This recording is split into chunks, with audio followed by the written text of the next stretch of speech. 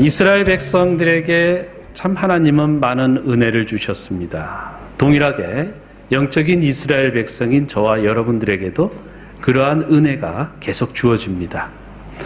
이스라엘 백성들이 애굽에서 400년 동안 살아가면서 처음에야 좋았을 수 있죠. 좋은 땅에서 자신들이 잘하는 목축을 하면서 행복하게 살 수 있었는데, 시간이 흐르면서 왕조가 바뀌면서 그들은 하나의 국민이 아닌 400년 동안 살면서 국민이 아닌 노예로 전락을 해버립니다. 노예로 전락되니까 자유가 없어지죠. 모든 것에 이 노예는 이 인격이라는 게 없죠. 그저 그냥 죽으라고 그러면 죽어야 되고, 여기 있으라 그러면 여기 있어야 되고, 저기 가라 그러면 저기 가야 되는 게 노예예요. 내가 하고 싶은 일이 없어요. 누군가에게 지시를 받아서 행해야 되는 거예요. 이게 노예의 삶이에요. 이런 고통스러운 삶을 이제 살아가다 보니 그들에게는 염원이 생기는 거예요. 우리도 자유스러웠으면 좋겠다. 내가 못 먹어도 좀 자유하고, 내가 가고 싶은 데 가고, 내가 하고 싶은 일 하고, 내가 먹고 싶은 거 좀 먹고 그러고 싶다 이거예요. 이게 이제 자유를 갈망하는 사람들의 시작이에요. 너무나 힘들어서 이제 도저히 내 힘과 내 능력으로 할 수 없는 노예의 그 상황 속에서 그들이 할 수 있었던 것은 하나님께 기도하는 거였죠. 그 하나님께 부르짖었습니다. 하나님께서 은혜를 주셨어요. 저들을 애굽에서 이제 구원을 시키는 거예요. 출애굽을 시켰다. 이들이 너무나 기뻤습니다. 행복했어요. 자, 이렇게 노예에서 자유인으로서 새 출발을 하게 됐다. 새 출발을. 그 새 출발을 하면서 광야길을 들었습니다. 새 출발해서 광야길을 들었으니까 어느 순간부터 그들에게 행복이 사라집니다. 그 자유의 그 기쁨이 없어졌어요. 그리고 나서 뭐가 생겼어요? 원망과 불평이 생기기 시작했다. 그래서 이 출애굽 1세대, 출애굽 세대가 결국은 그 원망과 불평 속에서 더 이상 앞으로 나가지 못하고 그 자리에 머물러서 끝나버렸다는 거예요. 우리도 하나님의 은혜 가운데 새 출발을 합니다. 새 출발을 하는 기쁨이 있어요. 뭔가 새롭게 하는 이 시점이 나에게 행복한 시간인 것 같아요. 그러나 그 시간이 잠시 지나고 나면 나도 모르게 원망도 생기고 불평도 생기는 거예요. 왜 이렇게 되는 게 없을까? 나는 왜 이렇게 지지리도 복이 없을까? 뭐 이런 생각 저런 생각 많이 생기죠. 나에게 조그만한 불편한 일, 어려운 일, 좀 불이익이 되는 일만 생기면 우리의 생각은 희한하게 원망과 불평 쪽으로 자꾸만 갑니다. 그런데 그걸 끊어야 돼요. 그걸 끊지 못하면 우리는 그 자리에 머물다가 결국 거기서 끝나버려요. 우리는 왜 앞으로 못 나가는가 하는 거에 대해서 자기 자신을 돌아봐야 돼요. 불평과 원망 속에서 하나님을 온전히 신뢰하지 못하고 살아갔기 때문에 이스라엘 백성들의 출애굽 세대가 그랬다는 거예요. 그들은 하나님을 온전히 신뢰하지 못해 방금 전에 홍해를 갈라서 건너갔는데도 불구하고 그 하나님을 계속 의지하지 못했다라는 거예요. 물이 없으니까 물이 없다고 우리를 여기서 목말라 죽일 거냐고 원망하는 거예요. 믿음이 계속 유지되면 좋은데 그게 조그만 어떤 상황의 변화만 생겨도, 환경의 변화만 생겨도 우리는 이내 그 신앙을 잃어버리는 거예요. 이제 광야 세대가 이제 광야에서 태어난 출애굽 2세대들이죠. 1.5세대, 2세대들이 결국은 광야에서 훈련을 받아요. 시내산에서 주신 하나님의 말씀, 모압 평야에서 주신 하나님의 약속의 말씀, 이게 이제 율법이요 계명이죠. 그걸 가지고 하나님께 온전히 순종해야 된다. 순종하면 너희들이 이 세상 만국을 다 소유하고 이 제사장의 나라가 된다 이거예요. 그것을 약속을 받고 광야에서 가나안 땅으로 들어갑니다. 이들이 나름대로 40년 동안 훈련을 잘 받아서 가나안 땅에 들어갔어요. 가나안을 그야말로 하나님의 말씀을 붙들고 그 믿음으로 전진하니까 막힘이 없어요. 계속 나가는 거예요. 33전 33승을 그냥 해버리는 거예요. 그래서 결국은 팔레스타인 그 모든 땅을 다 점령해버리잖아요. 이게 믿음. 거기까지는 좋았어요. 가나안 땅을 점령하고 나서 그렇게 너희들이 이 요단강을 건너온 사실을 잊어버리지 말라. 그래서 요단강에서 돌들을 또 한 지파마다 다 들고 와서 길갈에다가 쌓아놓고 이것은 하나님께서 우리를 여기까지 인도해 주시고 여기 이 강을 건너게 해주신 그 하나님을 기억하라. 이 믿음을 잊어버리지 마라. 이래서 자녀에게도 이 믿음을 계속 주었는데도 불구하고 시간이 흐르니까 이 자녀들이 하나님의 신앙이 없어져 버려요. 신명기의 말씀이 사라져 버려요. 시내산의 약속, 모압에서 주셨던 약속을 다 잊어버리고 뭐라고 그랬어요? 사사기에 그 시대는 왕이 없음으로 인하여 각각 자기의 소견대로 자기가 옳다라고 생각하는 그 생각대로 행동하며 살았다. 이게 사사기, 하나님 신앙을 잊어버린 세대들의 삶의 모습이다. 이게. 그렇게 우여곡절 끝에 그들은 좌우를 살펴보니까 저 나라는 왕이 있어서 잘 되는 것 같아요. 저 나라도 왕이 있으니까 잘 돼요. 그래서 저들이 사무엘에게 왕을 달라고 하잖아요. 저들이 원하는 왕은 뭐예요? 그냥 인간적인 왕을 말하는 거예요. 세속적인 제도 속에서의 왕을 의미하는 거예요. 그러니까 사무엘이 화가 났죠. 진노가 되죠. 그래서 안 해주려고 그러는데 그래도 하나님이 해줘라. 지네들이 원하는데 해줘. 그래서 결국은 왕을 세웠지요. 사울을. 아닌 게 아니라 그 당시에 아주 괜찮은 사람이에요. 겸손해요. 아주 체격도 좋아요. 외적으로나 내적으로 봤을 때 전혀 문제없던 사람이에요. 그러나 저들이 원했던 세속적인 임금, 사울이 그 사람들이 원하는 대로의 왕으로서 역할을 합니다.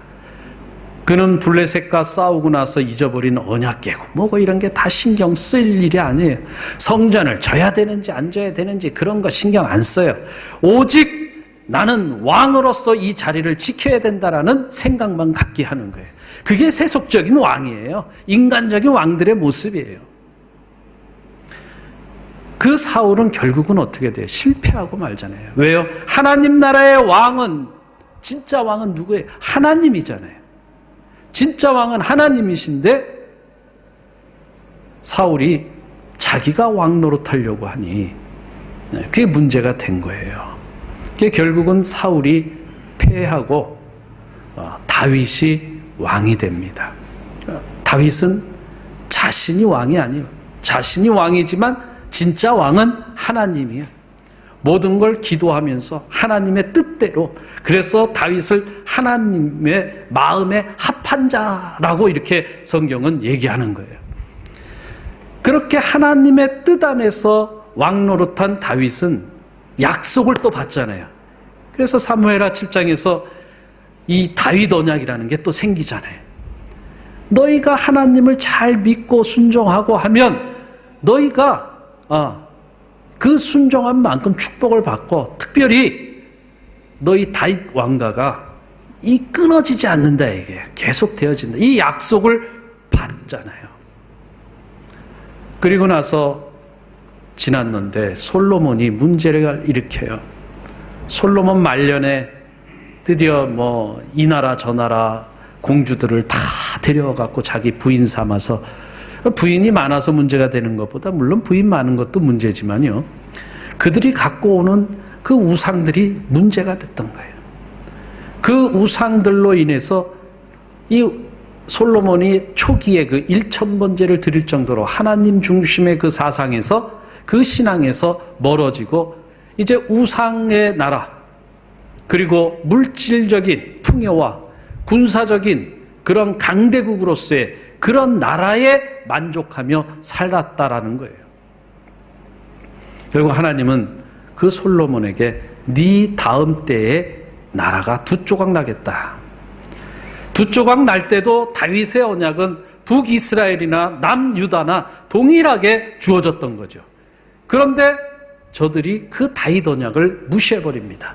그리고 자기의 길로, 악한 길로 갔다, 이게. 저들은 하나의 전이, 건물 자체가 어떤 하나님의 임재하심 속에 계시는 전이 아니라 하나의 상징이, 자기네 권력을 상징하는 거예요.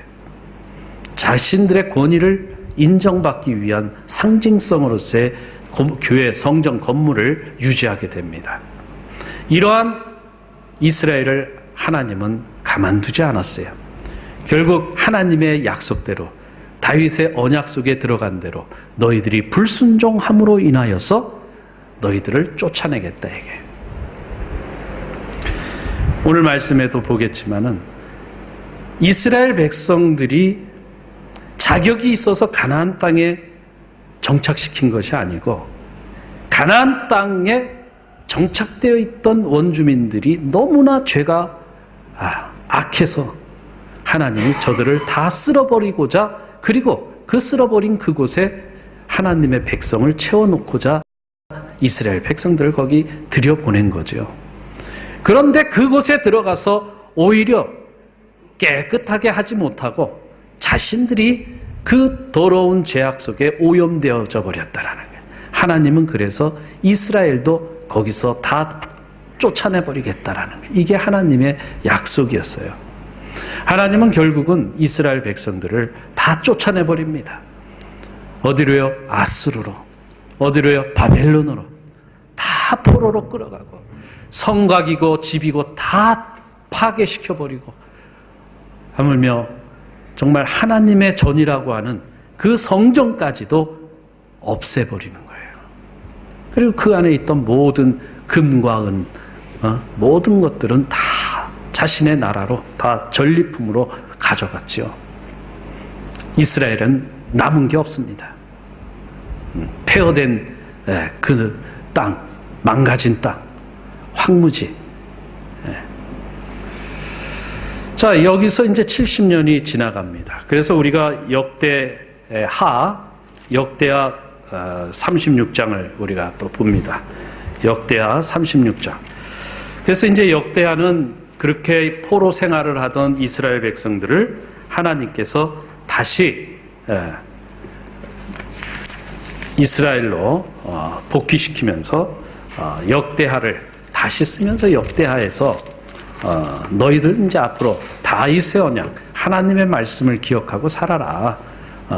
그러면 너희들이 이제 앞으로 내가 약속한 그 축복을 누리며 살 수 있다라는 새 시대를 다시 주시는 거예요. 새 시대를. 이 70년 이후의 포로에서의 해방은 제2의 출애굽이다, 이렇게 설명할 수 있는 거죠. 제2의 출애굽을 다시 주시면서 뭐라고 얘기했어요? 22절에 뭐라고 그랬어요? 다 같이 읽겠습니다. 시작. 바사의 고레스 왕 원년에 여호와께서 바사의 고레스 왕의 마음을 감동시키시니 그가 온 나라에 공포도 하고 조선을 내려내리되. 예, 고레스 왕의 마음을 감동시켰다. 하나님이 그를 지금 역사 속에서 사용하고 계신다. 무엇을 위해서? 23절 시작. 바사왕 고레스가 이같이 말하노니 하늘의 신 여호와께서 세상 만국을 내게 주셨고 나에게 명령하여 유다 예루살렘의 성전을 건축하라 하셨나니 너희 중에 그의 백성된 자는 다 올라갈지어다. 너희 하나님 여호와께서 함께 하시기를 원하노라 하였더라. 아멘. 고레스 오죽하면 이제 이스라엘 백성들 능력이 없어요. 그리고 그들이 70년의 오랜 시간 속에서 이제 무슨 마음이 생겼느냐? 내 나라로 다시 돌아가서 내 하나님께 예배하고 싶다라는 그 간절함을 갖게 하는 시간이었어요, 그게. 그 시간을 가진 이스라엘 백성들의 마음을 이제 하나님이 아시는 거죠. 저들의 기도를 들으셨죠. 그래서 고레스라는 페르시아, 지금의 이란이죠. 페르시아 이란을 만든 그 페르시아 왕 키루스, 고레스 왕을 마음을 움직여서, 저의 마음을 움직여서 너희 고국으로 돌아가서 너희 하나님의 성전을 짓고 너희 하나님께 예배하라 이거예요. 오죽하면 이제 고레스가 돌아가서 좀 너희 하나님께 예배 좀 드려라. 이 참 이방인 사람에게 그런 얘기를 듣는 것은 사실은 수치예요. 그러나 이것은 하나님께서 그를 사용하신다라는 거예요. 우리가 여기서 알아야 될 건 역사는 내가 만드는 게 아니라 누가 만들어가요? 하나님께서. 우리의 삶의 모든 역사의 섭리하심은 하나님의 은혜 안에서 이루어진다. 지금 이스라엘은 하나님의 새로운 은혜를 다시 경험하는 겁니다. 다시 새롭게 너희들이 나에게 예배드리고 나의 집 성전을 제대로 건축해서 한번 잘 살아봐라. 이게 오늘 하나님께서 저와 여러분들에게 주시는 말씀이에요. 에스라서는요, 다시 1장에서 조금 전에 읽었던 역대하 지금 36장 마지막 절에서 읽었던 내용을 그대로 반영하는 거예요. 역대하는 에스라가 쓴 거예요. 그리고 에스라는 다시 이 에스라서를 기록하는 거예요. 목적이 뭐예요? 성전을 건축해라. 그래서 에스라서는 1장서부터 6장까지는 성전 건축에 대한 말씀으로 나오고요. 7장부터 10장은 성전만 건축하는 게 되는 게 아니에요. 개혁해라. 너희의 정신을 개혁해라. 너희의 사상을 개혁해라. 너희의 문화를 개혁해라. 너희의 삶을 개혁해라. 너희의 이 신앙을 개혁해 나가라. 이거를 에스라서에서 지금 말씀하는 거예요. 오늘 우리가 알아야 할 것은 이 성전을 건축하고, 이 성전은 뭐예요? 하나님과 나와의 만남의 장소라는 거예요. 내가 하나님께 온전히 드리는 자리를 우리는 성전이라고 하는 거예요. 성전에서 우리는 뭔가 받으려고 하는데요, 받는 게 아닙니다. 성전에서는 드리는 거예요. 받는 건 어디 가서 받아요? 생활 속에서 받는 거예요. 우리가 성전을 건축해야 돼요. 하나님께 드리기 위한 성전. 이게 외형적인 성전만 얘기하는 게 아니에요. 더욱이 무형의 성전. 내 안의 성전을 제대로 지어라. 어떤 목적으로요? 드리는 목적으로. 나를 온전히 올려놓을 수 있는 내 안의 성전을 지어서 하나님께 드리라. 그럼 그게 쉽게 될까요? 안 되죠.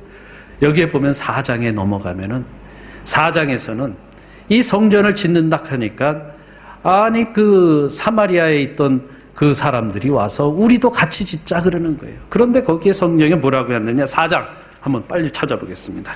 4장 2절에 1절에 보면은 뭐라고 하냐면은 사로잡혔던 자들이 자손이 이스라엘의 하나님 여호와의 성전을 건축한다 함을 유다와 베냐민의 대적이 듣고, 대적이라는 건 뭐예요? 나하고 원수진 자들이 들었다 이거예요. 대적이 들었고 그러면은 그 대적들은 야 우리가 가서 도와주자 이렇게 되겠습니까? 그게 아니죠. 방해하자 이게 되는 게 대적이에요.